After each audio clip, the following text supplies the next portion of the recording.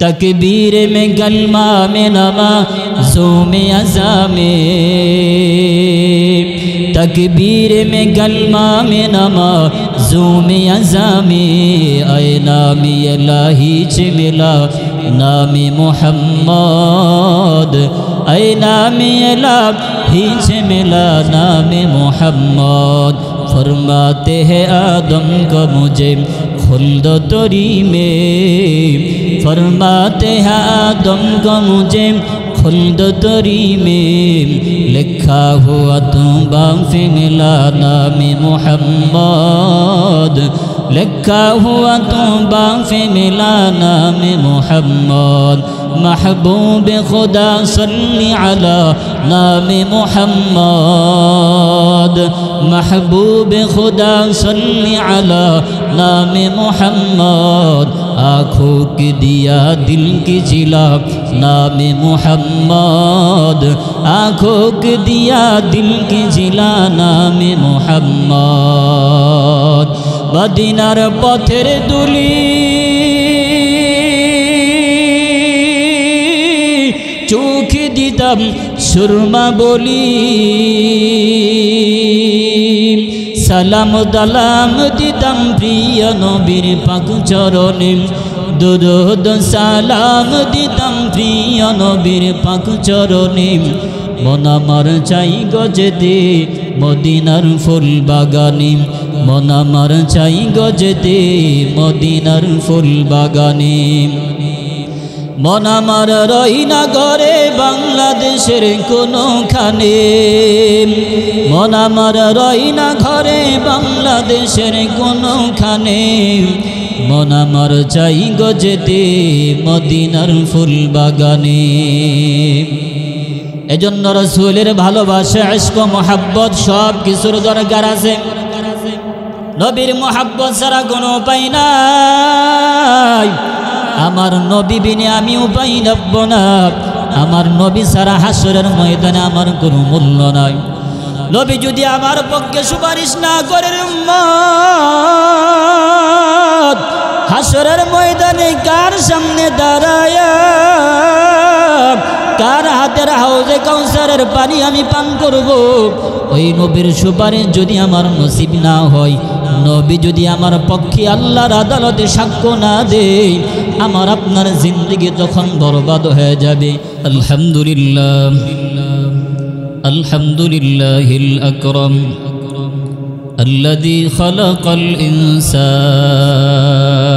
व कर्रम وعلمه من البيان ما لم يعلم فسبحان الذي لا يحصى امتنانه باللسان ولا بالقلم ونشهد أن لا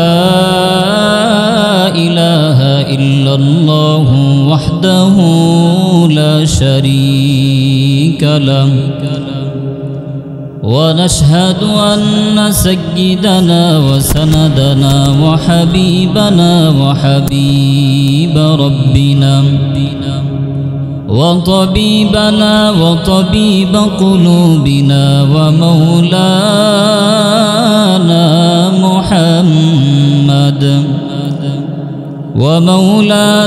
محمدا عبده ورسوله صلى الله تعالى عليه وعلى آله وأصحابه وبارك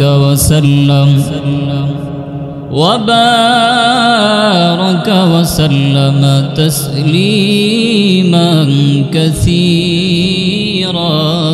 كثيرا.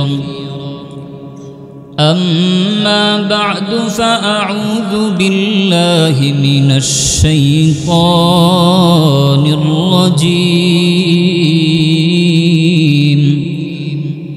بسم الله الرحمن الرحيم.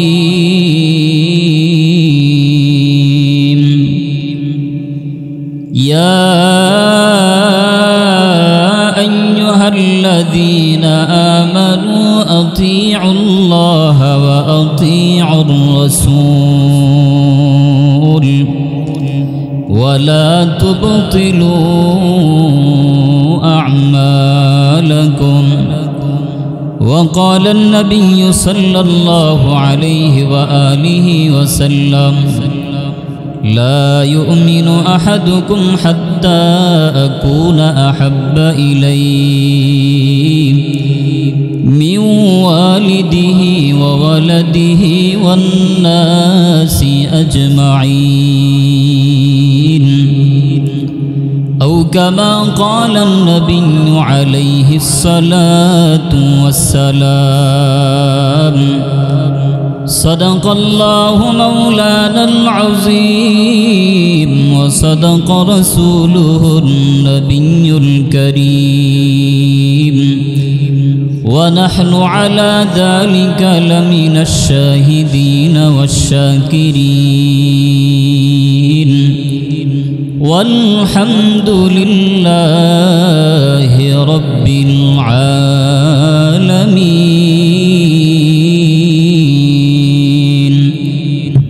سبحانك لا علم لنا إلا ما علمتنا إنك أنت العليم الحكيم. رب اشرح لي صدري ويسر لي أمري واحلل عقدة من لساني يفقه قولي. محبت आवाज़ একটু জিকির করি লা ইলাহা ইল্লাল্লাহ লা ইলাহা ইল্লাল্লাহ লা ইলাহা ইল্লাল্লাহ লা ইলাহা ইল্লাল্লাহ লা ইলাহা ইল্লাল্লাহ লা ইলাহা ইল্লাল্লাহ লা ইলাহা ইল্লাল্লাহ লা ইলাহা ইল্লাল্লাহ লা ইলাহা ইল্লাল্লাহ লা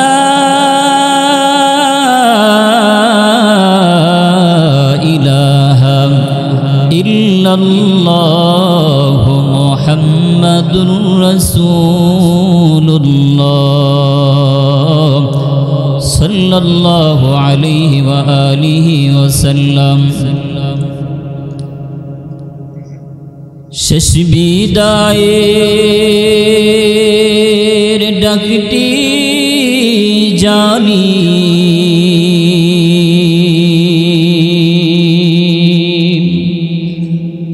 কখন এসে যায়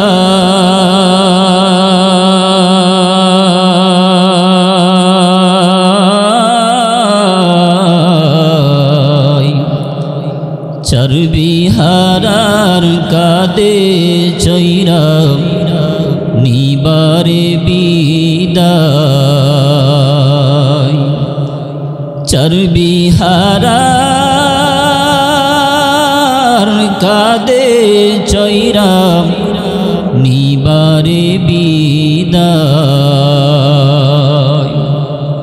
সঙ্গ হবে ববের বেলা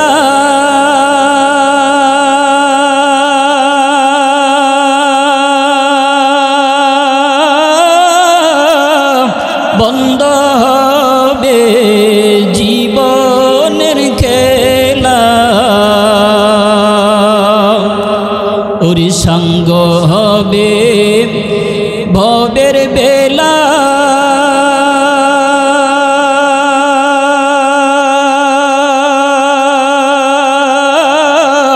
বন্ধ হবে জীবনের খেলা ওরে যেতে হবে সব ছাড়িয়া যেতে হবে সব ছাড়িয়া অচিন ধরা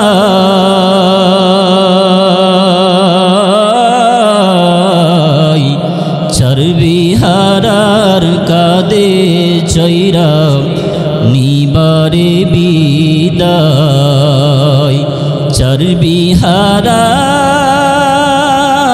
কাঁদে চৈরা নিবারে বিদায় গরম পানির গোসল দিয়া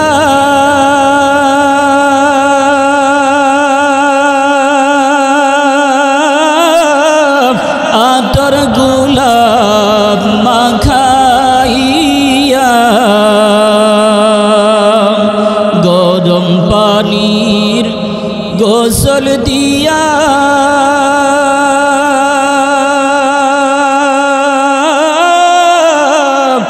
আতর গোলাপ মাখাইয়া ওরে সাদা কাপড় পরাইয়া সাদা কাপড় পরাইয়া দিবে রে বিদায়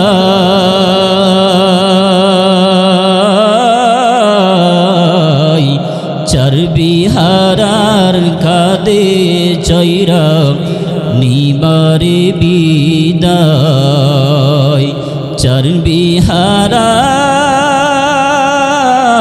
কাঁদে চৈরা নিবারে বিদায় চর্বি হারার কাঁদে চৈরা নিবারে বিদায়।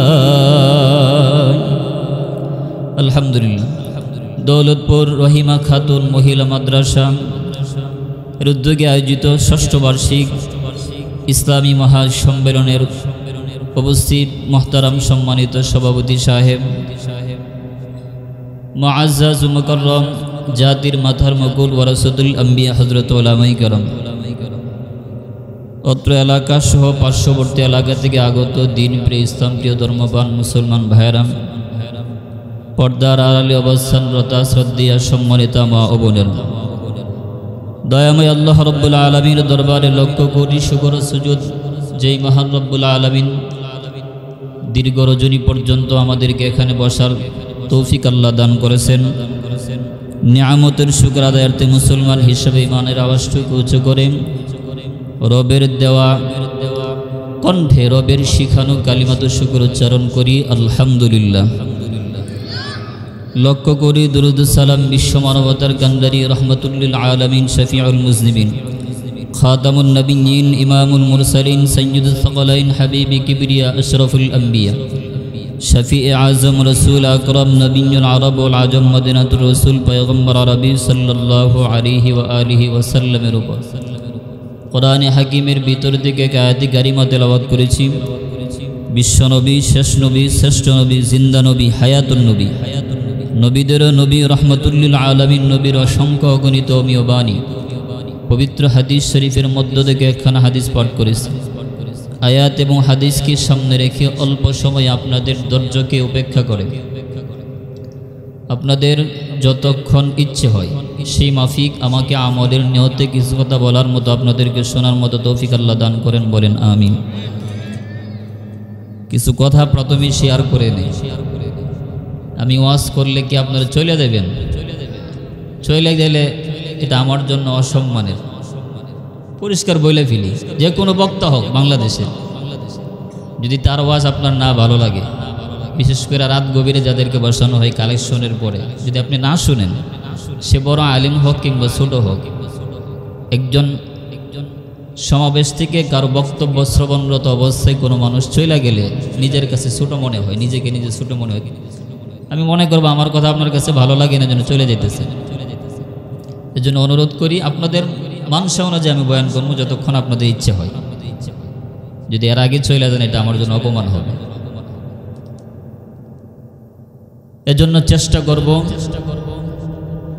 অল্প সময়ের ভিতরেই দু চারটা কথা বলার জন্য। এবার বলেন, এই আসমান জমিন কে সৃষ্টি করেছে? আল্লাহ আমাদের কি হয়? আল্লাহ আমাদের রব। এক কথায় আল্লাহ আমাদের কি হয়? রব, পালনকর্তা, সৃষ্টিকর্তা, রিজিক দাতা।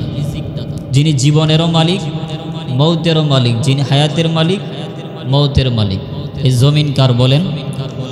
জমিন আল্লাহর। আসমান কার? আসমানও আল্লাহ। বাতাস, আগুন, পানি যাই বলেন এই সব কিছু সৃষ্টিকার আল্লাহর। আল্লাহ হলেন স্রষ্টা, আমরা হলাম সৃষ্টি। সৃষ্টির কোনো ক্ষমতাই নেই, স্রষ্টার ইশারাই সব কিছু হয়। কিন্তু আপনি মুসলমানের ঘরে জন্ম নিয়ে সে স্রষ্টার বিরুদ্ধে কালিমা লেপন করলেন, আল্লাহকে আল্লাহ বলে আপনি বিশ্বাস করেন না, এটা আল্লাহর সাথে প্রকাশ্য গাদ্দারি এবং নাফরমানি, যেটা ইদানিং হিন্দু সম্প্রদায়রা করতেছে। পরিষ্কার কথা, বাংলাদেশের ভিতরে থাকবেন তো চোরের মতো থাকেন, সাধুর ভাব ধরা যাবে না। সাধুর ভাব ধরবেন তো দেহ থাকবে, মাথা থাকবে না। পরিষ্কার কথা, দেহ থাকবে, মাথা থাকবে না বাংলাদেশ। এটা ভারত নয় যে আপনার দাদার কথা অনুযায়ী মুসলমানরা চলবে। কি বলেন? ভারত এটা শাহজালালের পবিত্র ভূমি। এখানে কোনো হিন্দুত্ববাদ কায়েম করতে দেওয়া হয়নি, হবেও না। শাহজালাল মুজাদ্দিদ ইয়ামানি রহমতুল্লাহি আলাইহি আল্লাহু আকবরের ধ্বনিতে গৌর গোবিন্দের প্রাসাদ ভেঙ্গে চুরমার হয়ে গেছে। সেই শাহজালালের দেশের মানুষ আমরা। এখানে প্রকাশ্য দিবালোকে মুসলমানের পক্ষপাতিত্বকার একজন অ্যাডভোকেটকে সাইফুল ইসলাম আলিফকে চট্টগ্রামে পূর্ব পরিকল্পিতভাবে তাকে হত্যা করা হয়েছে হিন্দু সম্প্রদায়ের লোকেরা ইসকনের নাম দিয়ে। এটা মুসলমানের জন্য লজ্জার। আজও পর্যন্ত প্রকাশ্য দিবালোকে এই সমস্ত হত্যাকারী সন্ত্রাসী বাহিনীদেরকে নিষিদ্ধ করতে পারে নাই এবং তাদের প্রকাশ্যে জনতার সামনে শাস্তিও দিতে পারে না। এই বক্তব্য মাইকের সামনে দিলে নিজের কাছে লজ্জা মনে হয়। সারা জীবন কান্দা কান্দা ওয়াজ করলাম, আমলের বয়ান শুনাইলাম, কি করলে মা বাবার সেবা করলে জান্নাত পাওয়া যায় এই বয়ান শুনাইলাম, কিন্তু ভিতরে যে একটা ইমানের নূর আছে সেই ইমানের নূরটা কয়জনের ভিতরে আছে? রসুলের ইশক আর মোহাব্বত, যে রসুলকে নিয়ে প্রকাশ্যে গালমন্দ করা হয়। আর মূর্তির তুলনা কি রসুলের সাথে হয়?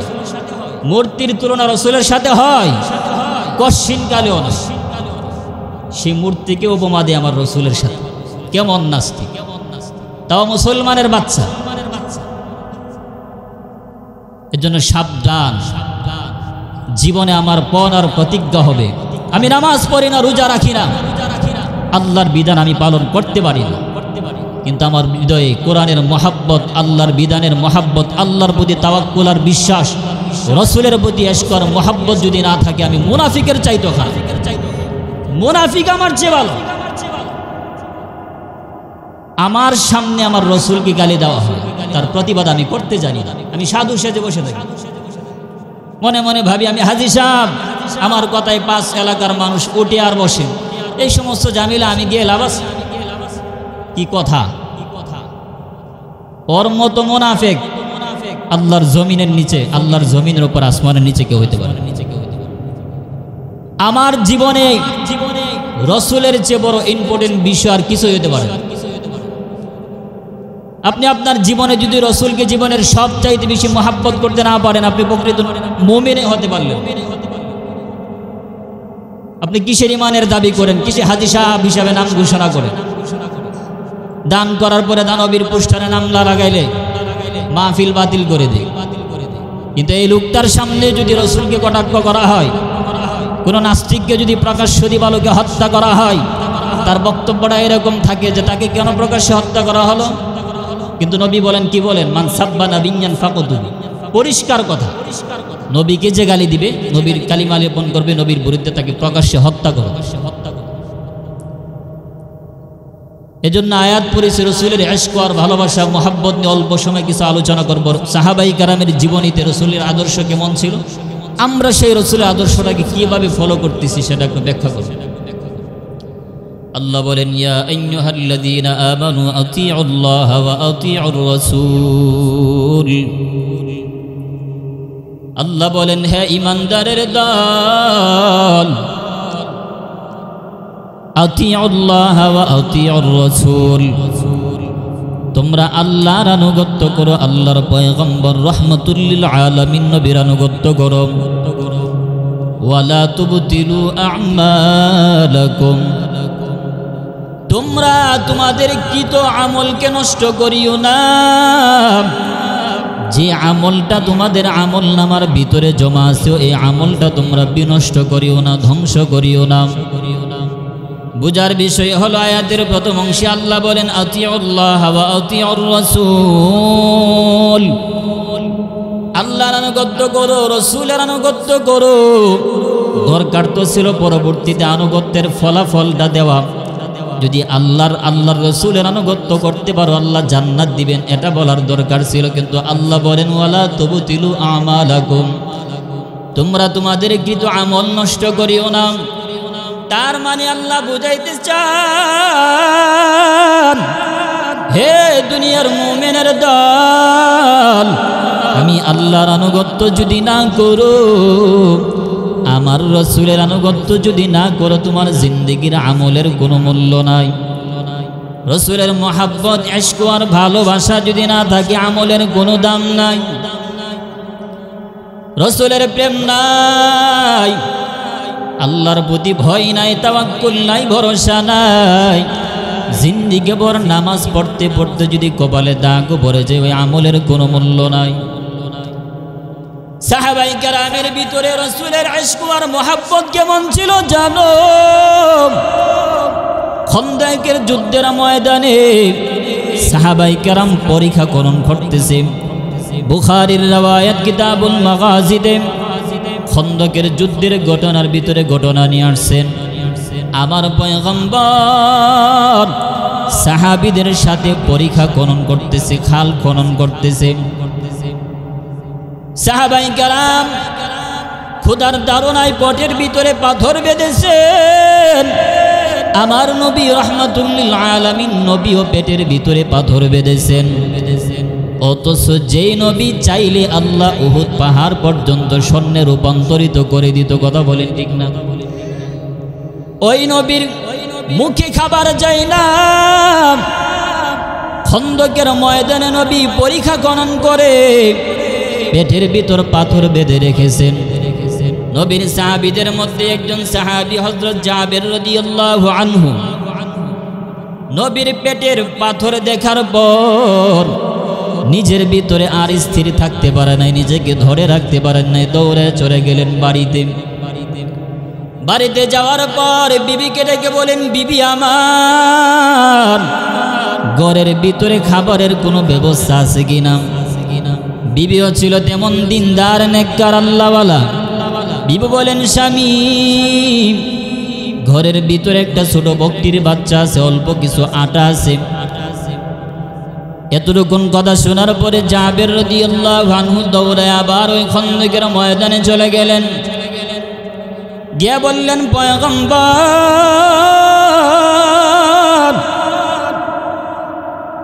আপনি একা আগামীকাল আমার বাড়ির মেহমান হয়ে যাবেন। আপনার ক্ষুধার তাড়না দেখে আমি আর সহ্য করতে পারি নাই। ও পয়গম্বর আমার বাড়িতে খাবারের ব্যবস্থা আছে আর আপনি এদিকে না খেয়ে পড়ে আছেন, এটা আমার দ্বারা সহ্য হবে না। কিন্তু দাওয়াত হলো আপনার একার, আপনি একা আমার বাড়িতে যাবেন। হযরত জাবের যখন রাসূলকে দাওয়াত দিলেন, জাবেরের সামনে রাসূল সমস্ত সাহাবীদেরকে ডাক দিলেন, 1000 সাহাবী। পয়গম্বর বলেন, হে সাহাবায়ে কেরাম, এই যে তোমাদের ভাই জাবের এখানে দাঁড়ায় আছে, আগামীকাল সবার দাওয়াত জাবেরের বাড়িতে। জাবের দাওয়াত দিলেন একজনকে, রাসূল সবাইকে দাওয়াত দিয়ে দিলেন। হযরত জাবের রাদিয়াল্লাহু আনহু কিছুই বলেন নাই, দৌড়ায় বাড়িতে চলে আসলেন বিবির সাথে পরামর্শ করার জন্য। ও বিবি আমার, তোমার খাবারের পরিমাপ শোনার পর পয়গম্বরের কাছে আমি নবীকে একজন দাওয়াত করার জন্য গেলাম, শুধু একা।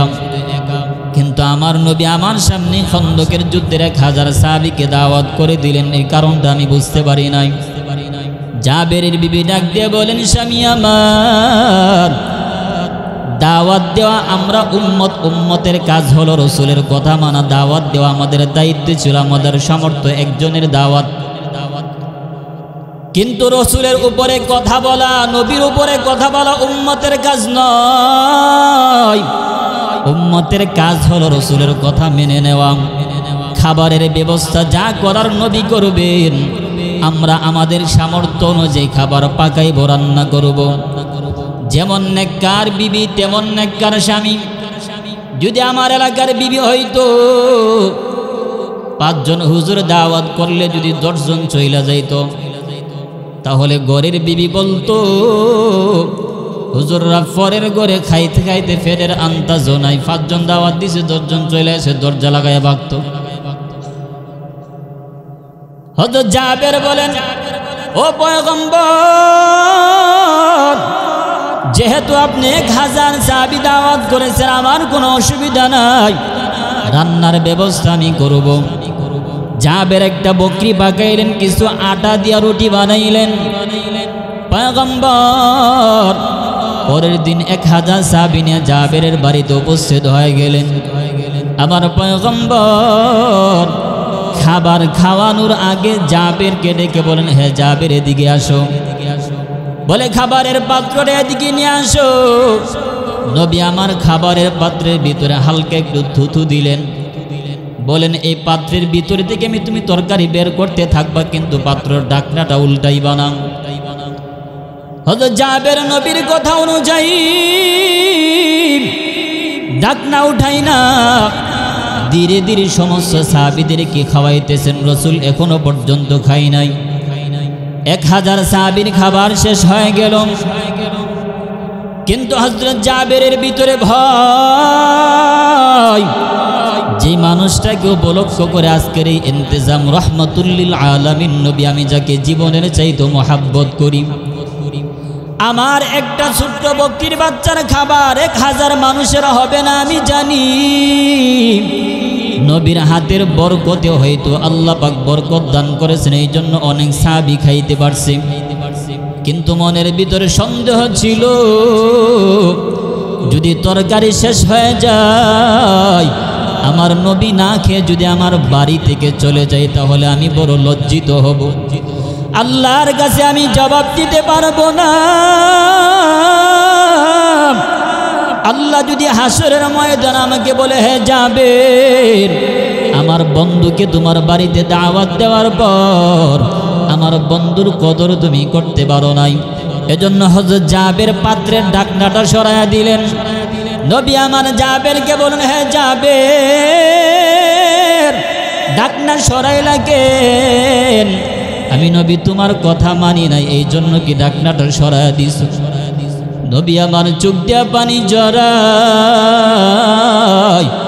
বলেন, হে জাবের, তুমি একজনের কথা বলেছিলে আমার কাছে, আমি একা দাওয়াত তোমার গ্রহণ করার জন্য, কিন্তু আমি নবী তোমার কথা শুনি নাই, এজন্য আমি 1000 সাহাবী নিয়ে তোমার বাড়িতে উপস্থিত হয়ে গেছি। এজন্য তোমার মনের ভিতরে সন্দেহ, না জানি পাত্রের ভিতরে তরকারি আছে কিনা। জাবের শুনে রাখো, আমি নবীর থুতু যেই পাত্রের ভিতরে ঢুকেছি, আল্লাহ সেই নবীকে অপমান করবে না, নবী না খেয়ে তোমার বাড়ি থেকে বিদায় হবে না। মুসলমান ইমানদার আল্লাহর গোলাম ও রহমাতুল লিল আলামিন নবীর উম্মত, জাবের নবীর উম্মত ছিল। নবী 1000 মানুষকে দাওয়াত দেওয়ার পরও মাথা পেতে মেনে নিয়েছে। বিপরীত একটা কথাও বলেন নাই। জাবেরের বিবিও নবীর কাছে কোনো আবদার রাখেন নাই, নবী পারবো না, এরকম কোনো কথাও বলেন নাই। ও দৌলতপুরের মুসলমান, ও পর্দার অন্তরাল আম্মা জান, আলেম ওলামাদেরকে পছন্দ হয় না, হক্কানি বুজুর্গদেরকে পছন্দ হয় না, আল্লাহওয়ালাদেরকে পছন্দ হয় না। আল্লাহওয়ালাদের বিরুদ্ধে কথা বলা যাবে না, সাবধান। আলেম ওলামাদের সব কথা আপনাদের পছন্দ হবে না, যদিও নিজের বুঝে না আসে বাবা। আলেম ওলামাদের কথাটা মাথা পেতে মেনে নেন, বরকত দিবেন কে? জোরে বলেন কে? আলেম ওলামাদের কথা যদি মেনে নেন, বরকত দেওয়ার মালিক হলো আল্লাহ। আল্লাহ আপনার দুনিয়ার জিন্দিগিও সুন্দর করে, পরকালের জিন্দিগিও সুন্দর করে দিবে। মুসলমান নবীর উম্মত, নবীর সাহাবীরা নবীর জন্য পাগল ছিল, নবীর জন্য দেওয়ানা ছিল। তবুকের যুদ্ধের জন্য, মুতার যুদ্ধের জন্য নবী আমার 3 জন সেনাপতি নিযুক্ত করলেন। একজনের নাম হলেন যায়েদ ইবনে হারেসা, আরেকজনের নাম হলো জাফর বিন আবু তালেব, আরেকজনের নাম হলো আব্দুল্লাহ ইবনে রাওয়াহা রাদিয়াল্লাহু আনহু। পয়গম্বর আমার বললেন, হে সাহাবায়ে কেরাম শুনে নাও, মুতার যুদ্ধের ময়দানে আমি নবী সরাসরি উপস্থিত থাকতে পারবো না। তোমাদের মধ্য থেকে সর্বপ্রথম যায়েদ ইবনে হারেসাকে সেনাপতি বানায় তোমরা যুদ্ধ চালিয়ে যাইবা। যদি যায়েদ শহীদ হয়ে যায়, পরবর্তীতে জাফর বিন আবু তালিবকে তোমরা সেনাপতি বানায় যুদ্ধ চালিয়ে যাইবা। যদি জাফর শহীদ হয়ে যায়, তাহলে পরবর্তীতে আব্দুল্লাহ ইবনে রাওয়াহাকে তোমরা সেনাপতি বানাইবা। আব্দুল্লাহ ইবনে রাওয়াহাও যদি শহীদ হয়ে যায়, তাহলে তোমরা তোমাদের সিদ্ধান্ত অনুযায়ী যাকে ভালো মনে করো, তোমাদের সাথীদের মধ্য থেকে তাকে সেনাপতি বানায়া তোমরা তোমাদের যুদ্ধের কাজ চালায়া যাইবা। এই 3 জন সেনাপতির নাম ঘোষণা দেওয়ার পর জাফর বিন আবু তালিব ছিলেন আমার রাসূলের চাচাতো ভাই। জাফর বিন আবু তালিব বিবির কাছে দৌড়া গেলেন বাড়িতে। ঘরের ভিতরে প্রবেশ করেন নাই, ঘরের বাহিরে পা রেখে বিবির সাথে কথা বলে। বাড়িতে দৌড়ে গিয়ে দেখে বিবি 2 পাশে 2টা সন্তানকে রেখে কোরআন তিলাওয়াত করতেছেন। জাফর বিন আবু তালিব ডেকে বলেন, বিবি আমার, সন্তানগুলোকে একটু দূরে সরায় দাও, তোমার সাথে একটা ইম্পর্টেন্ট কথা বলার জন্য আসছি। বিবি কোরআনটাকে বন্ধ করিয়া স্বামীর কথা শোনার জন্য একটু আগায় আসলেন। জাফর বিন আবু তালিব ডেকে বলেন, বিবি আমার নবী মুতার যুদ্ধের ময়দানে সেনাপতির লিস্টিতে আমার নাম লিখেছি, 2 নম্বর সেনাপতি আমি। ও বিবি, আমার পরেও আরেকজন সেনাপতির নাম নবী উল্লেখ করেছেন, তার মানে আমরা 3 জন সেনাপতি মুতার যুদ্ধের। ও বিবি শুনে রাখো, আমি যুদ্ধের ময়দানে চলে যাইতেছি, দুনিয়াতে আর তোমার সাথে আমার মুলাকাত হবে না, এটাই তোমার সাথে আমার শেষ দেখা। বিবি তখন আবদার করে, স্বামী আমি জানি আপনি আপনার সন্তান সন্ততি স্ত্রী এবং দুনিয়ার সব চাইতে আপনি আপনার নবীকে মহাব্বত করে, যুদ্ধে যাওয়ার জন্য আমি আপনাকে বাধা দিব না, তবে যাবার পূর্ব মুহূর্তে আমার একটা আবদার হলো, আমি আমার সন্তানগুলোকে দূরে সরাই দিয়েছি, শেষবারের মতো আমি আপনার সাথে একটু ভালোভাবে ভালোবাসা আদান প্রদান করব।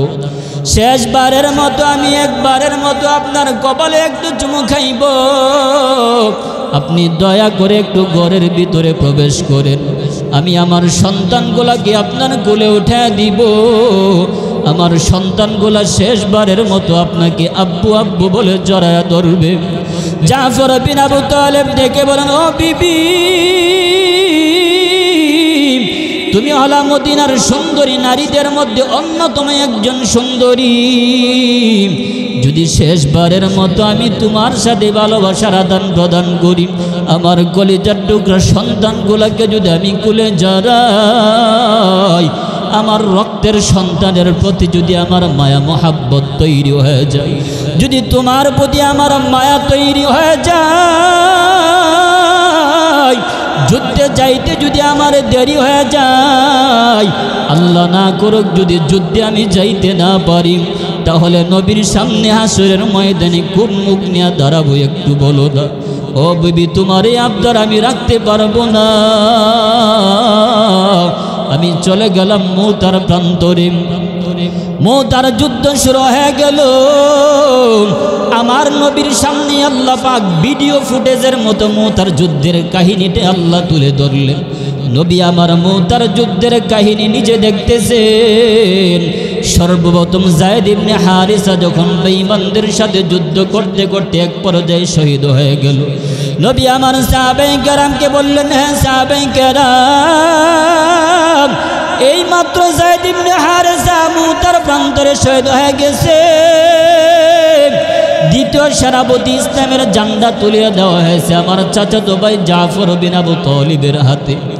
জাফর বিন আবু তালিব ইসলামের ঝান্ডা নিয়ে যখন যুদ্ধ শুরু করে দিলেন, এক পর্যায়ে যুদ্ধ করতে করতে হঠাৎ পেছন দিক থেকে এক কাফের এসে জাফর বিন আবু তালিবের ডান হাতটা কেটে দেয়। ডান হাত যখন কেটে একেবারে মাটিতে পড়ে যায়, তিনি ইসলামের ঝান্ডা পতাকা মাটিতে পড়তে দেন নাই, বাম হাতে পতাকা নিয়ে এক হাতে তিনি যুদ্ধ শুরু করে দিলেন। যুদ্ধ করতেছেন, আবারও পেছন দিক দিয়া কাফের বেঈমানেরা বাম হাতটাতেও তিনি আঘাত করে বসলেন, বাম হাতটাও ছেড়ে পড়ে যায়। জাফর বিন আবু তালিব তারপরেও ইসলামের পতাকা মাটির পড়তে দেই না রে মুমিন। মুখ দ্বারা ইসলামের পতাকাটা মুখের ভিতরে নিয়া দুই হাত না থাকা সত্ত্বেও যুদ্ধ করার জন্য সামনের দিকে আগায়া চলতেছেন।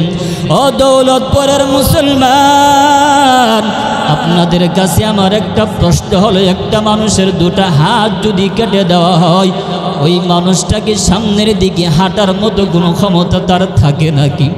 জাফর বিন আবু তালিব মুখের ভিতরে ইসলামের পতাকা নিয়া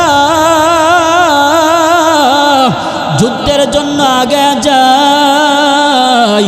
বেঈমান কাফেররা জাফর বিন আবু তালিবকে পরিশেষে একেবারে শহীদ করে দিলেন। আল্লাহর নবী দৃশ্যটা দেখতেছেন, চোখ দিয়া পানি জড়ায়া কান্না করতেছেন। সাহাবায়ে কেরাম জিজ্ঞেস করলেন, পয়গম্বর আপনি কেন কান্না করেন? আমার পয়গম্বর ডাক দিয়ে বলেন, সাহাবায়ে কেরাম দেখো না, আমার চাচাতো ভাই জাফর বিন আবু তালিবকে বেঈমান কাফেররা মুতার প্রান্তরে বড় নির্মমভাবে হত্যা করেছে। মুসলমান ইমানদার আল্লাহর গোলাম নবী আমার সাহাবায়ে কেরামদেরকে বলেন, হে সাহাবায়ে কেরাম, জাফর বিন আবু তালিব শহীদ হয়ে গেছে মুতার প্রান্তরে, কিন্তু আমি রাসূল দেখতেছি আল্লাহ পাকের জান্নাতের ভিতরে জাফর বিন আবু তালিবকে আল্লাহ তাআলা দুইটা ডানা দিয়েছে। ওই দুইটা ডানা দ্বারা জাফর বিন আবু তালিব জান্নাতের ভিতরে পাখির মতো উঠতেছে। জাফরের স্ত্রীকে সুসংবাদটা জানায় দাও নবী আমার। তারপরে ওই মুতার দৃশ্যগুলো দেখতেছেন। তৃতীয় পর্যায়ে সেনাপতি হলেন আব্দুল্লাহ ইবনে রাওয়াহা। আব্দুল্লাহ ইবনে রাওয়াহা এক পর্যায়ে শহীদ হয়ে গেলেন। মুসলমানরা তিনজন সেনাপতি শহীদ হওয়ার পর তাদের মধ্য থেকে হযরত খালিদ বিন ওয়ালিদকে সবার নেতৃত্বে খলিফা বানাইলেন, সেনাপতি বানাইলেন। খালিদ বিন ওয়ালিদ সেনাপতি হবার পর উনি বড় বীর বাহাদুর একজন মানুষ ছিলেন খালিদ বিন ওয়ালিদ। মুসলমান ইমানদার আল্লাহর গোলাম তরবারি হাতে নিয়া খালিদ বিন ওয়ালিদ রাদিয়াল্লাহু আনহু বেঈমান কাফেরদেরকে কচু কাটা করতেছেন। বেঈমান কাফেরদের দেহ থেকে মাথাগুলো আলাদা করে ফেলতেছেন। এক এক করে কাফেরদেরকে হত্যা করে, অনেকগুলা কাফেরকে যখন হত্যা করে এক এক পর্যায়ে এক একটা তরবারি ভেঙে যায়। এক এক করতে করতে 9টা তরবারি খালিদ বিন ওয়ালিদ মুতার প্রান্তরে বেঈমান কাফেরদের হত্যা করতে করতে ভেঙে ফেললেন। পরিশেষে হযরত খালিদ বিন ওয়ালিদ 9টা তরবারি ভাঙার পর যুদ্ধ করতেছেন আর সামনের দিকে আগাইতেছেন। সাহাবীদের কাছে আর কোনো তরবারিও নাই। এক সাহাবী একটা খেজুরের ডাল এনে হযরত খালিদ বিন ওয়ালিদের হাতে দিলেন। খালিদ বিন ওয়ালিদ দেখেন নাই তার হাতের ভিতরে খেজুরের ডাল দেওয়া হয়েছে নাকি তরবারি দেওয়া হয়েছে। খালিদ বিন ওয়ালিদ এই খেজুরের ডাল নিয়েই তরবারির মতো বেঈমান কাফেরদের মাথাগুলি আলাদা করে ফেলতেছেন। যুদ্ধ শেষে খালিদ বিন ওয়ালিদ তাকা দেখেন তার হাতের ভিতরে তরবারি ছিল না, ওইটা ছিল একটা খেজুরের ডালা। আল্লাহ পাক মুসলমানের ইমানের বরকতে, আল্লাহ পাক নবীর ইশক আর মুহাব্বতের বদলতে ওই মওতার প্রান্তরে খালিদ বিন ওয়ালিদের হাতের খেজুরের ডালাটাকেও আমার আল্লাহ তরবারির চেয়েও ধারালো বানিয়ে দিয়েছিল। ওই আল্লাহ আছে কিনা নাই? আওয়াজ দিয়া বলেন আছে না নাই? ওই আল্লাহ আজও বিদ্যমান আছে রে মুমিন। এজন্য বেঈমান কাফেরদের চক্ষু রাঙ্গানিকে মুসলমানরা কখনো ভয় করবে না। হে মুসলমান ইমানদার আল্লাহর গোলাম, সাহাবীদের জীবন ছিল রাসূলের জন্য উৎসর্গ। সাহাবায়ে কেরাম নবীর জন্য জীবন দিতেন। আমরা আমাদের নেতার জন্য জীবন দেই, দলের জন্য জীবন দেই, বাবার জন্য জীবন দেই, পীরের জন্য জীবন দেই। কথা বলেন ঠিক না? আইরে কত বাবা বাংলাদেশে বের হয়েছে, নেতার জন্য জীবন দিতে প্রস্তুত, কিন্তু নবীর জন্য যদি বলো একটু মিছিল করো, একটু আন্দোলন করে এতে রাজি না। এমনি 5 ওয়াক্ত নামাজ পড়ব, কথা গরম গরম, ইমামের ভুল ধরার ক্ষেত্রে 1 নাম্বার, কিন্তু ইমানের পরীক্ষা চলে আসলে তখন সে পরীক্ষা দিতে রাজি না। হে মুসলমান ইমানদার, কথাগুলি খারাপ লাগতে পারে ভাই, বাস্তব মিলায় না। শুধু নামাজের মধ্যে মুক্তি নাই, শুধু রোজার মধ্যে মুক্তি নাই, শুধু হজ করার মধ্যে মুক্তি নাই, শুধু দান সদকা করার মধ্যে মুক্তি নাই। ও মুমিনের দল, বিবেকটা কি একটু প্রশ্ন করে দেখো না। তোমার সামনে যদি তোমার বাবাকে কেউ গালি দেয়, তুমি সন্তানটা যদিও বাবাকে না খাওয়াও, অন্য একটা মানুষ যখন তোমার বাবাকে গালি দিবে তোমার রক্ত তখন গরম হয়ে যাবে। তুমিও যদিও তোমার বাবাকে ভাত খাওয়াও না, তোমার বাবাকে তুমি লালন পালন করো না, তুমি তোমার বাবার অবাধ্য সন্তান, তারপরেও যদি তোমার প্রতিবেশী, তোমার গ্রামের কোনো মানুষ যদি তোমার বাবার বিরুদ্ধে কোনো খারাপ মন্তব্য করে, তাহলে তোমার গায়ের রক্ত গরম হয়ে যায়। কিন্তু নবী বলেন, লা ইউমিনু আহাদুকুম হাত্তা আকুনা হাব্বা ইলাইহি মিন ওয়ালিদিহি ওয়া ওয়ালাদিহি ওয়ান নাসি আজমাইন। আরে মুমিনের দল, এ গুনাহগার উম্মতের দল, প্রকৃতপক্ষে তখন মুমিন হতে পারবা না যতক্ষণ পর্যন্ত তুমি তোমার সন্তান, তুমি তোমার মাতা পিতা, তুমি তোমার দুনিয়ার সব চাইতে আমি নবীকে মহাব্বত বেশি না করবা, ততক্ষণ পর্যন্ত তুমি পূর্ণাঙ্গ মুমিন হতে পারবা না। নবীর এই ভাষ্য যদি আমরা মেনে নেই, নবীর এই হাদিসটাকে যদি আমরা মেনে নেই, তাহলে নিজের দিলকে নিজে প্রশ্ন করলে জানতে পারবো আমি কি আমার সম্পদের চাইতে আমার নবীকে বেশি মহাব্বত করতে আজও পেরেছি কিনা। আমি কি আমার সন্তানের চাইতে আমার নবীকে আজও মহাব্বত বেশি করতে পারছি কিনা। আমি কি আমার পানির বিবির চাইতেও আমি আমার নবীকে বেশি ভালোবাসতে পারছি কিনা রে মুমিন। যদি আমি আমার বিবেককে প্রশ্ন করি, আমার বিবেক আমার জবাব দিয়ে দিবে। হে মুসলমান ইমানদার আল্লাহর গোলাম, নবীর মহাব্বতের জন্য কোটি টাকার মালিক হওয়া লাগে না, নবীর মহাব্বতের জন্য 10 তলা বিল্ডিংয়ের মালিক হওয়া লাগে না রে ভাই। নবীর মহাব্বতের জন্য লক্ষ কোটি টাকা দান করা লাগে না, নবীর মহাব্বতের জন্য মসজিদ নির্মাণ করা লাগে না।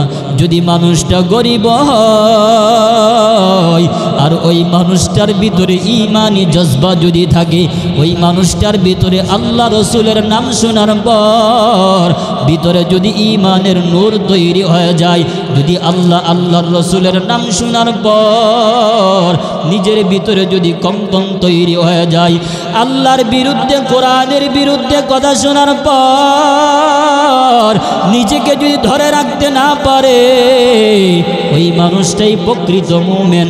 ওই মানুষটার ভিতরে ঈমানের নূর আল্লাহ দান করেছেন, ওই মানুষটার ভিতরে নবীর মুহাব্বত আল্লাহ দান করেছেন। এজন্য মুসলমান ইমানদার আল্লাহর গোলাম নবীকে ভালোবাসলে দুনিয়াও সফল, আখিরাতের জিন্দেগিও সফল বানায় দিবেন আমার আল্লাহ, এতে বিন্দু পরিমাণ কোনো সন্দেহ নাই। तकबीर में कलमा में नमाज़ों में अज़ामे, तकबीर में कलमा में नमाज़ों में अज़ामे, आए नामी इलाही च मिला नामी मुहम्मद, आए नामी इलाही च मिला नामी मुहम्मद। फरमाते हैं आदम को मुझे खुल्द तोरी में, फरमाते हैं आदम को मुझे खुल्द तोरी में, लिखा हुआ तुम बाफ़े मिला नाम मुहम्मद, लिखा हुआ तुम बाफ़े मिला नाम मुहम्मद। महबूब खुदा सल्ली अला नाम मुहम्मद, महबूब खुदा सल्ली अला नाम मुहम्मद। आँखों की दिया दिल की जिला नाम मुहम्मद, आँखों की दिया दिल की जिला नाम मुहम्मद। मदीनार पथेर दुली चोखे दिताम सुरमा बोली, সালাম দালাম দিতাম প্রিয় নবীর পাক চরণে, দুরূদ সালাম দিতাম প্রিয় নবীর পাক চরণে। মন আমার চাই গজেতে মদিনার ফুল বাগানে, মন আমার চাই গজেতে মদিনার ফুল বাগানে। মন আমার রই না ঘরে বাংলাদেশের কোনোখানে, মন আমার রই না ঘরে বাংলাদেশের কোনোখানে। মন আমার চাই গজেতে মদিনার ফুল বাগানে। এজন্য রাসূলের ভালোবাসা ইশক মোহাব্বত সব কিছুর দরকার আছে। নবীর মোহাব্বত ছাড়া কোনো উপায় নাই। আমার নবী বিনে আমি উপায় নেব না, আমার নবী ছাড়া হাসরের ময়দানে আমার কোনো মূল্য নাই। নবী যদি আমার পক্ষে সুপারিশ না করেন উম্মত, হাসরের ময়দানে কার সামনে দাঁড়ায়, কার হাতের হাউজে কাউসারের পানি আমি পান করব? ওই নবীর সুপারিশ যদি আমার নসিব না হয়, নবী যদি আমার পক্ষে আল্লাহর আদালতে সাক্ষ্য না দেয়, আমার আপনার জিন্দগি তখন বরবাদ হয়ে যাবে। মুসলমান ইমানদার আল্লাহর গোলাম ও দৌলতপুরের মুসলমান, উলামায়ে কেরামের জমিন, এই জমিন নেক আমলে ভরপুর, এই জমিন আলেম উলামার জমিন, এই জমিন আল্লাহর নবী বলেন যেই জমিনের উপরে আলেম উলামার বসবাস থাকে, যেই জমিনের মানুষরা আলেম উলামাদের সাথে সম্পর্ক লাগায়, ওই জমিনের মানুষগুলো বড় দামি, ওই জমিনের পশুগুলো বড় দামি হয়ে যায়। মুসলমান ইমানদার আল্লাহর গোলাম, আপনাদের এলাকায় শত শত হাফেজে আলেম আছে। এই এলাকাতে ব্রাহ্মণবাড়িয়ার জামিয়া ইউনুসিয়ার মুহতামিম আল্লামা মুফতি মুবারকুল্লাহ দামাত বরকাতুহুমের মতো শীর্ষ আলেম আপনাদের এলাকায় জন্ম। এত বড় আলেম, ওই আলেমের সংস্রব আপনারা পেয়েছেন। তাছাড়াও বড় বড় বড় আলেমের জন্ম এই এলাকায়, যদি নিজের ভিতরে এই তামান্না জোগাতে পারেন, নিজের ভিতরে যদি এই আশ্বাস আপনি নিতে পারেন, নিজের ভিতরে যদি এই বিশ্বাস আপনি ঢুকাইতে পারেন, আমি নিজে আলেম হতে পারি নাই কিন্তু আলেমের সাথে আমি মহাব্বত লাগাবো, আমি নিজে আলেম হতে পারি নাই কিন্তু আমি আমার সন্তানটাকে মহিলা মাদ্রাসায় দিব, আমি আমার ছেলে সন্তানটাকে পুরুষ মাদ্রাসায় দিব, আমি আলেম হতে পারি নাই আমার সন্তানকেও মাদ্রাসায় দিতে পারি নাই কিন্তু মাদ্রাসাকে আমি মহাব্বত করব, আমি মাদ্রাসাকে মহাব্বত করতে পারি না। নবী বলেন কুন আলিমান আও মুতাআল্লিমান আও মুহিব্বান আও মুঈনান, আমি মাদ্রাসাকে যদি মহাব্বত না করতে পারি তাহলে আমি মাদ্রাসাকে সাহায্য করব। সাবধান উম্মত, জীবনে কোনোদিন আলেম ওলামাদের বিরোধিতা করবা না, জীবনে কোনোদিন মাদ্রাসা মসজিদের বিরোধিতা করবা না, জীবনে কোনোদিন আল্লাহওয়ালাদের বিরোধিতা করবা না, হক্কানি বুজুর্গানে কেরামদের বিরোধিতা জীবনে করবা না, জীবন ধ্বংস হয়ে যাবে। ওয়াদা আমার আল্লাহর, ওয়াদা আমার নবীর, কারণ আলেম উলামার প্রশংসা স্বয়ং আল্লাহ করেছেন। আল্লাহ তাআলা বলেন ইন্নামা ইয়াখশাল্লাহা মিন ইবাদিহিল উলামা, উলামায়ে কেরামরা কেবল আল্লাহকে বেশি ভয় করে। এখানে এই আয়াতটা কেবল আলেমদের শান মান মর্যাদা বোঝানোর জন্য আল্লাহ কোরআনে কারিমে আয়াত তুলে ধরেছেন।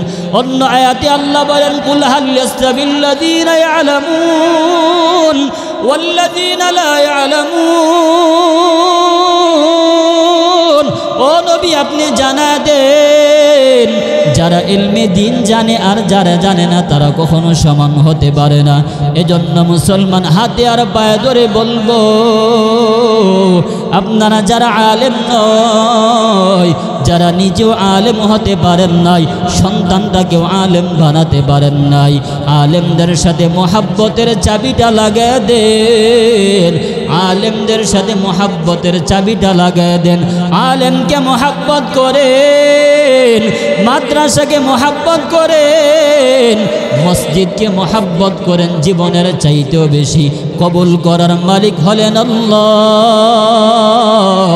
নবী বলেন যদি আলেমকে মহাব্বতকারী মানুষ হইতে পারে, হাসরের ময়দানে আমি নবী সুপারিশ করব, আলেম উলামারাও সুপারিশ করবে, হক্কানি আল্লাহওয়ালারা সুপারিশ করে ওই সমস্ত মানুষগুলাকে আল্লাহর তৈরি জান্নাতের ভিতরে পৌঁছায় দিবে। পরিষ্কার কথা, এই বক্তব্য আল্লাহ পাক কোরআনে তুলে ধরছে। আপনি আপনার সন্তানকে আলেম বানাতে পারেন না, দুঃখ করার কিছু নেই, আপনি নিজে আলেম হতে পারেন না। মাদ্রাসাকে মহাব্বত করেন, মহাব্বতের চাবিটা মাদ্রাসার দিকে লাগায় দেন। অনেকে অনেক সময় বেশি বুঝতে গিয়ে নিজেরই লস হয়। ওলামায়ে কেরামদের উপরে কথা বলেন, এমন মানুষও বাংলাদেশে আছে। একটা ছোট্ট দৃষ্টান্ত শোনাই। এক লোক হুজুর দাওয়াত করছে বাড়িতে, তো আমাদেরকে অনেকে দাওয়াত করে খাওয়াই। এক লোক বাড়িতে হুজুর দাওয়াত করে খাওয়াইছে, ভালো ভালো খাবার, দেশি মুরগি, গরুর গোশত, বোয়াল মাছ, চিংড়ি মাছ, খুবই দামি দামি মাছ। তো খাওয়া দাওয়া শেষ হয়ে গেল। হুজুর তো তার নিয়ম অনুযায়ী খাবারের পরে দোয়া করে, অনেক জায়গায় আগেও দোয়া করে, তো উনি পরে দোয়া করবে। দোয়া শুরু করে দিব বাপ দরুদ শরীফ ইস্তেগফার সব কিছু বলল। তো বাড়িওয়ালা একটু স্টাইলিস্ট মানুষ, জাগতিক শিক্ষায় শিক্ষিত, রাজনৈতিক করে, হুজুর আপনি কি আমাকে কিছু না বলে দোয়া শুরু করে দিতেছে? হুজুর বলল কি দোয়া করবো এটা তো জানি, আপনি আপনার মা বাবার জন্য, মা বাবা যেহেতু দুনিয়াতে নাই তাদের জন্য দোয়া করবো, আপনার রাজনৈতিক উন্নয়নের জন্য দোয়া করবো, ব্যবসা বাণিজ্যের জন্য দোয়া করবো, মোটামুটি হুজুররা যে সমস্ত বিষয় নিয়ে দোয়া করে হুজুর এই সব কিছুই বললেন। না হুজুর এটা কি বললেন? যদি এই সবার জন্য দোয়া করেন, আমার 14 গোষ্ঠীর জন্য দোয়া করেন, আমার ব্যবসার জন্য দোয়া করেন, আমার রাজনৈতিক ক্যারিয়ারের জন্য দোয়া করেন। আমি তো মূলত আপনাকে দাওয়াত করছি যে অনেক বছর যাবত আমার একটা সন্তান হয় না, 8 বছর 9 বছর হয়ে গেছে, তো এতদিন পরে আল্লাহ পাক একটা ছেলে সন্তান দিছে। তো এই কারণে আমার বিবির সাথে পরামর্শ করলাম একজন হুজুর খাওয়ায়া আমাদের এলাকার বড় মসজিদ ইমাম সাহেবকে দাওয়াত দেওয়া খাওয়ামো। তো তো আপনি যদি সবার জন্য দোয়া করেন, আমার ছেলে তো বাঘে একটু দোয়া পাইব না, সবার জন্য দোয়া করলে বাঘ কমে দেব না? এমন বোকা মানুষও আছে। তো হুজুর বলে আচ্ছা ঠিক আছে, আপনার ছেলের নাম কি? আমার ছেলের নাম সাগর। হুজুর বসা ছিল, বসার থেকে দাঁড়ায় গেছে তৎক্ষণাৎ। কামারে মাফ করবেন, দোয়া করবেন।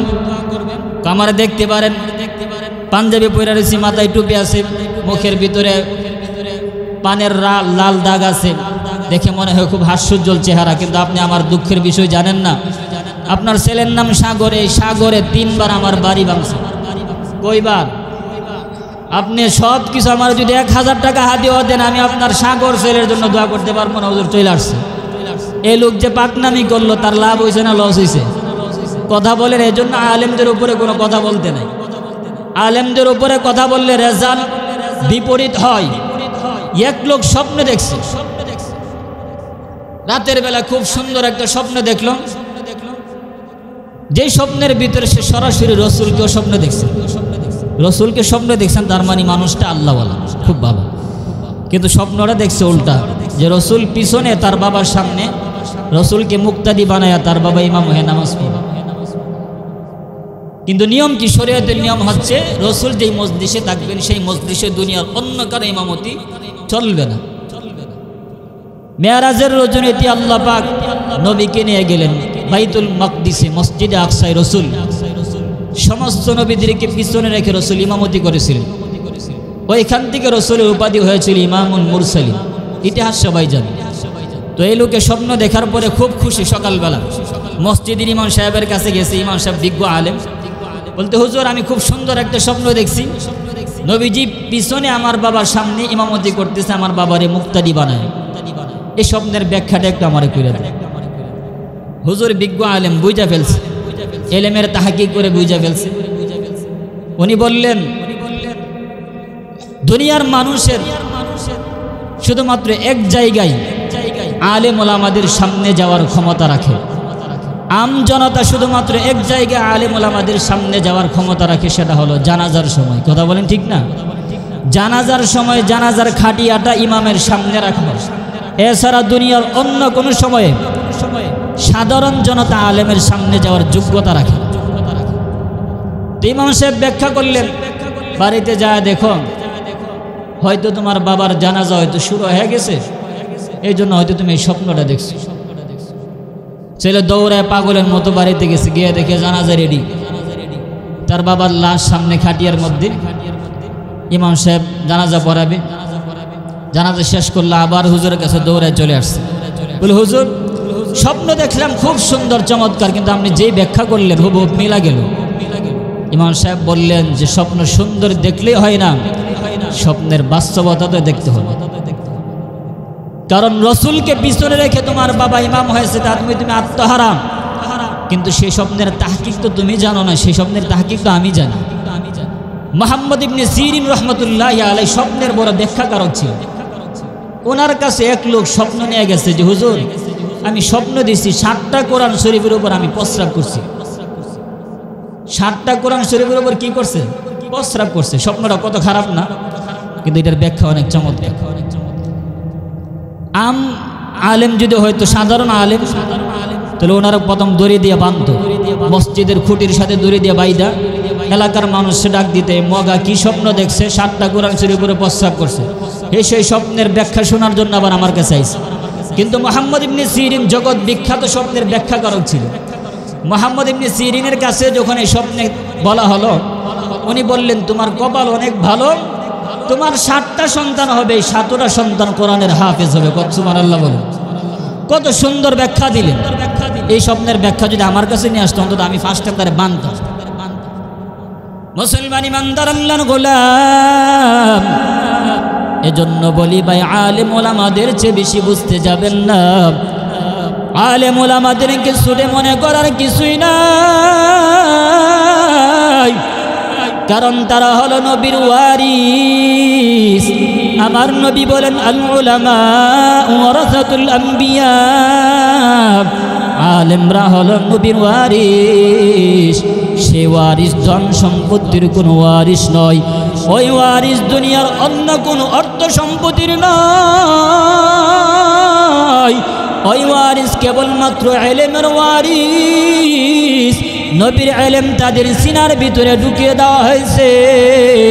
তুমি যদিও মনে করতে পারো মসজিদের ইমামের বেতন 5,000, তুমি যদিও মনে করতে পারো মসজিদের ইমামের বেতন 7,000, যদিও তুমি মনে করতে পারো মহল্লার সবার ঘরের খাবার ইমাম খায়, তাহলে তুমি তোমার নিজেকে প্রশ্ন করো, তুমি তো 2 দিন মহল্লার মানুষের বাড়িতে খাবার মতো যোগ্যতা তোমার নাই, কিন্তু মসজিদের ইমামকে বছরের পর বছর মানুষ খাওয়ায় কেবলমাত্র তার ইলমকে সম্মান করে, রাসূলের ওয়ারিস হিসাবে মহব্বত করে তাকে খাওয়ায়।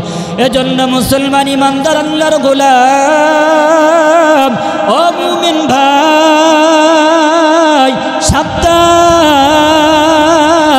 আলেম ওলামাদের উপরে কোনো কথা নাই, অনেক কথা আপনার বুঝে আসবে না, তারপরেও যদি কথাগুলা মেনে নেন, সাহাবীরা যেমন নবীর কথা মেনে নিয়েছেন, নবীকে দ্বিতীয়বার কোনো প্রশ্ন করেন নাই, আপনিও যদি আলেম ওলামাদের কথা মেনে নিতে পারেন, আপনিও যদি আলেম ওলামাদের কাছে তাদের কথাগুলা নিজের কথাগুলা শেয়ার করতে পারেন, আপনিও যদি তাদেরকে দ্বীনের রাহবার মেনে তাদেরকে যদি আপনি দ্বীনের রাহবার বানাইতে পারেন, জীবন সুন্দর হবে, আদর্শওয়ালা জীবন গঠন করতে পারেন, আপনার দ্বারা সমাজ উপকৃত হবে, আপনার সন্তান উপকৃত হবে, আপনার ছেলে মেয়ে সবাই আপনার দ্বারা উপকৃত হবে।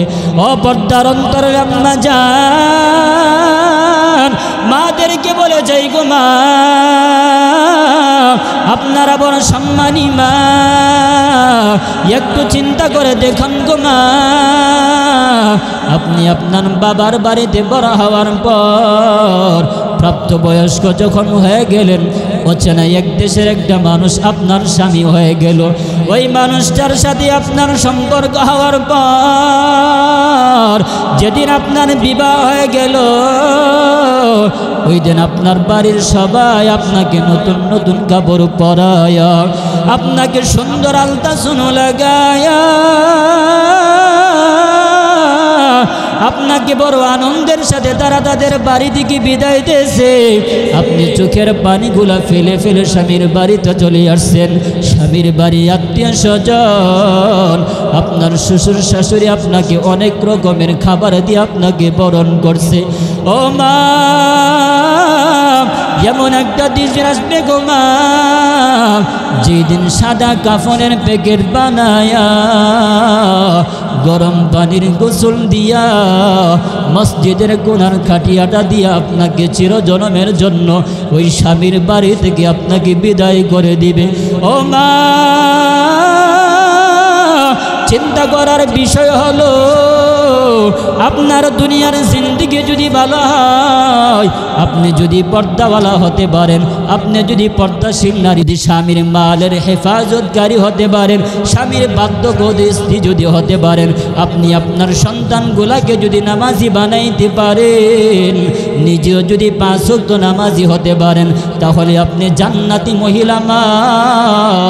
আপনার গর্ভ থেকে নেককার সন্তান জন্ম নিবে, আপনার গর্ভ থেকে শাহজালাল মুজাররদি আমাদের মতো আল্লাহওয়ালার জন্ম হবে গো মা।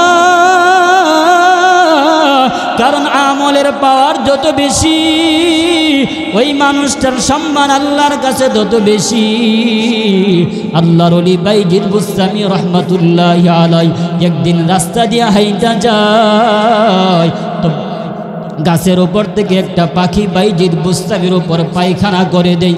আল্লাহর ওলি বাইজিদ বুস্তামি অপলক দৃষ্টিতে খারাপ নজরে যখন পাখির দিকে তাকাইলেন, পাখিটা সাথে সাথেই মরে গাছ থেকে জমিনে পড়ে গেল। বাইজিদ বুস্তামি রহমাতুল্লাহি আলাইহি সামনের দিকে হাঁটতে লাগলেন মুসাফির অবস্থায়। মাগরিবের সময় হয়ে গেল, একটা বাড়ির ভিতরে গিয়া ডাক দিলেন, মা মাগরিবের সময় হয়ে গেছে, ওযু করার মতো পানির কোনো ব্যবস্থা নাই। যদি আপনার ঘরের ভিতরে পানি থাকে তাহলে আমাকে একটু পানি দিন, আমি ওযু করে নামাজটা আদায় করব। 2-3 বার ডাক দেওয়ার পর ঘরের ভিতর থেকে কোনো জবাব আসে না। বাইজিদ বুস্তামি রহমাতুল্লাহি আলাইহি রাগান্বিত হয়ে ডাক দিলেন, ঘরের ভিতরে কি আছেন গো মা, একটু পানির ব্যবস্থা আমাকে করে দেন।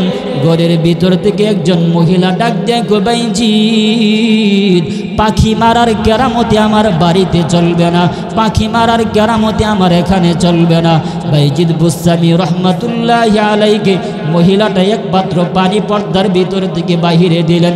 বাইজিদ বুস্তামি রহমাতুল্লাহি আলাইহি আশ্চর্য হয়ে গেলেন, ব্যাপার কি? আমি যখন পাখি মারছি দুনিয়ার কোনো মানুষ তো তখন দেখে নাই, আর এই মহিলাটা আমার নাম বাইজিদ সেটা আবার কিভাবে জানলো? তখন বাইজিদ বুস্তামি রহমাতুল্লাহি আলাইহি মাগরিবের সময় চলে যাইতেছে। উযু বানায়া মাগরিবের নামাজটা আদায় করার পর মহিলাটাকে ডেকে বলেন, মা, আমার নাম বাইজিদ আপনি কিভাবে জানলেন? আর আমি যে একটা পাখি মারলাম সেটাই বা কিভাবে জানলেন?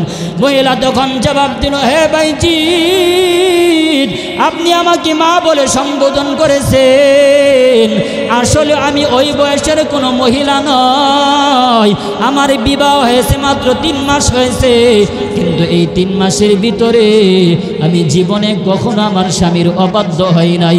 এই 3 মাসের ভিতরে আমি আমার স্বামীর মালের হেফাজত করেছি। এই 3 মাসের ভিতরে আমি পর্দার সহিত জীবন চালাই।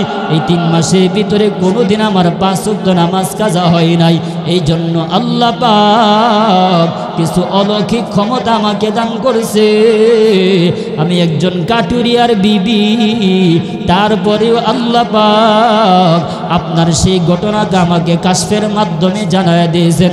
হে মুসলমান ইমানদার আল্লাহর গোলাম, ও পর্দার অন্তরের আম্মা জান, বাইজিদ বুস্তামি রহমাতুল্লাহি আলাইহির জামানার মা ও মা, আপনি একজন মা গো মা, আপনার মেয়েটাকে আপনি মহিলা মাদ্রাসায় পড়ান, আপনার মেয়েটাকে আপনি দ্বীনি পড়া পড়ান, আপনার মেয়েটাকে আপনি কোরআনের শিক্ষা দেন, আপনার মেয়েটাকে আপনি রাসূলের হাদিসের শিক্ষা দেন। দুনিয়াতে আর যাই হোক, আপনি দুনিয়া থেকে বিদায় হয়ে যাবেন, আপনার মেয়েটা অন্য 10টা মেয়েকে নিয়ে আপনার জন্য দোয়া করবে। আপনার সন্তানটাকে যদি আপনি মাদ্রাসায় পড়ান তাহলে আপনার সন্তানটা আরও 10 মায়ের সন্তানকে নিয়ে আপনার জন্য দোয়া করবে। এজন্য অনুরোধ করি বলি, মা, ও বৃদ্ধ বাবা, ও যুবক ভাই, জীবনে পড়ার প্রতিজ্ঞা করো। সন্তান হলে মাদ্রাসায় পড়াবো, মেয়ে হলে মহিলা মাদ্রাসায় দিব, যদি ছেলে হয় তাহলে পুরুষ মাদ্রাসায় পড়াবো। মুসলমান ইমানদার আল্লাহর গোলাম, নিজের কাছে মনে হইতে পারে অল্প টাকার বেতন, কিন্তু হাসরের ময়দানে যদি না দাঁড়াও তাহলে এই ইলমের মূল্য বুঝে আসবে না। যদি কবরের জগতে না যাও তাহলে ইলমের মূল্য বুঝে আসবে না। এজন্য অনুরোধ করি বলি, ভাই, সন্তানকে আলেম বানানোর চেষ্টা করেন, মেয়েটাকেও আলেমা বানানোর চেষ্টা করেন। আল্লাহ পাক যেই কথাগুলি বললাম আমাদের সবাইকে আমলের নিয়তে রাসূলের প্রতি ইশক আর ভালোবাসা মুহাব্বত, আল্লাহর প্রতি ভয়, দ্বীনের প্রতি অটল আর অবিচল থেকে মৃত্যু পর্যন্ত হকের উপর চলার তৌফিক আল্লাহ আমাদের প্রত্যেককে দান করেন, বলেন আমিন।